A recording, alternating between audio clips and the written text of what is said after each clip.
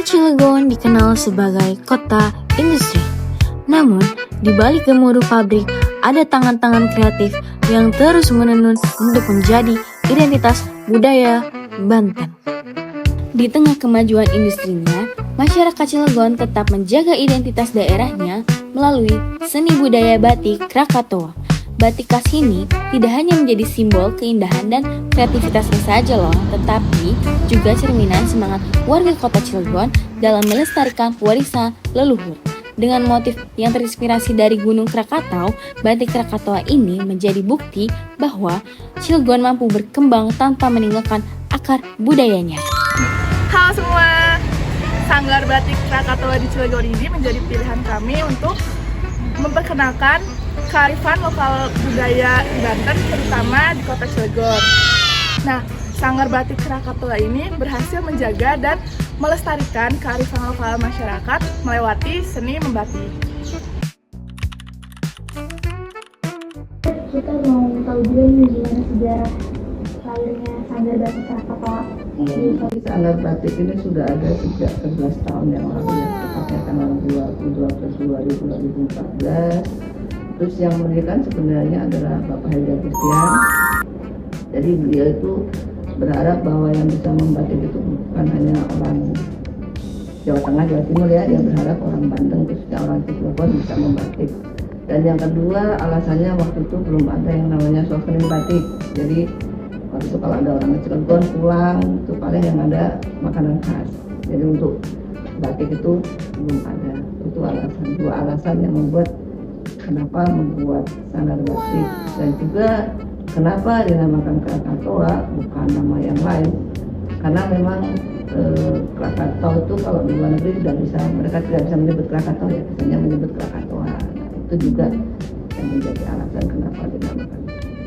Dan juga di sini adalah pemberdayaan masyarakat, jadi yang bekerja di sini adalah masyarakat sekitar.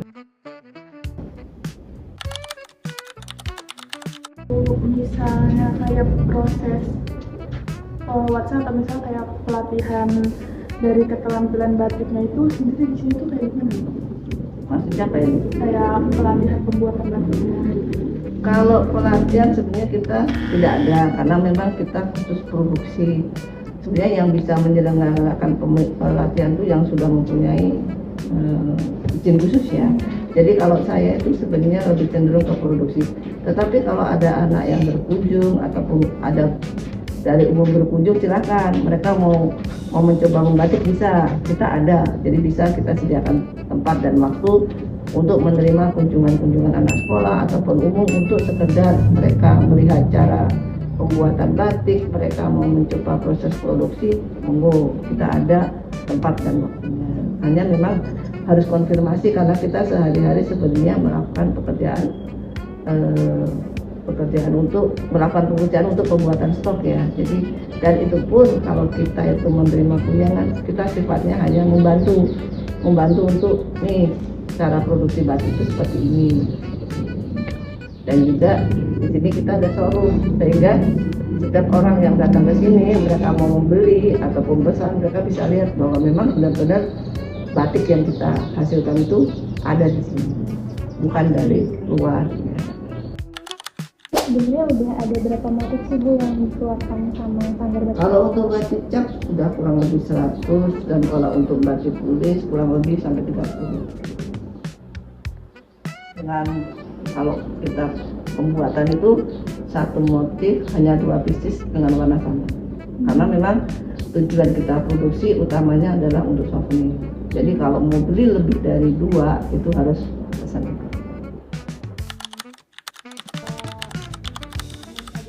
Kita di bawah Deperindak Cilegon ya. Terus kita juga di bawah dari industri dari pusat, dari Serang, dari provinsi.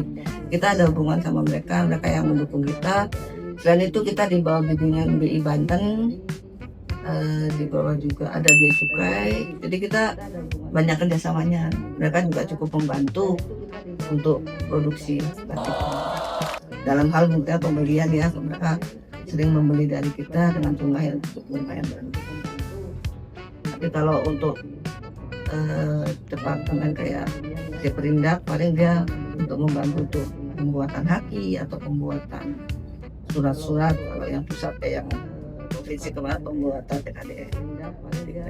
Dan juga untuk pameran mereka juga membantu, kayak kemarin di Inakrab, terus di Trianusa. Jadi kita ada kesempatan buat pameran. Mereka juga membantu. Melalui Sanggar Batik Krakatau, kita belajar bahwa setiap goresan batik menyimpan pesan tentang kesabaran, kebersamaan, dan cinta terhadap tanah kelahiran. Kami ingin anak-anak muda tahu bahwa batik bukan hanyalah kain, tapi bagian dari jati diri kita. Kearifan lokal bukan hanya sekedar warisan masa lalu, melainkan sumber inspirasi masa depan.